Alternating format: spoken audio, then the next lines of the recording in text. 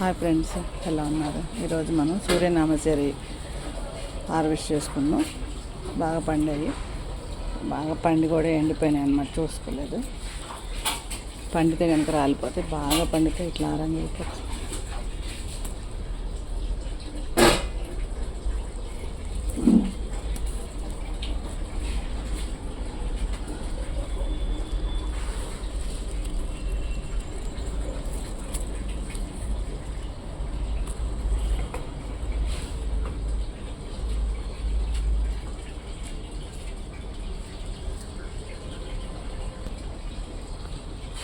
Starting పచ్చగా ఉంటాయి, కొంచెం లైట్గా కలర్ వస్తే ఇలా ఉంటాయి.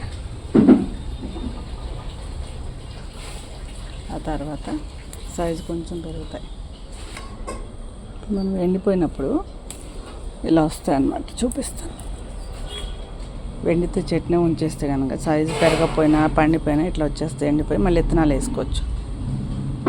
ఇవి కాయలన్నీ బంచెస్కి వచ్చేస్తాయి. ఇవి సూర్యనామచరి అంటే. ఇక్కడ కూడా ఉన్నాయి చూడండి.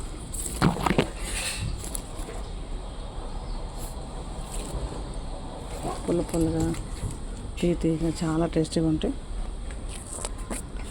ఫీవర్ వచ్చినప్పుడు కానీ ప్రెగ్నెన్సీ వాళ్ళకి మాత్రం బాగా టేస్ట్గా ఉంటాయి.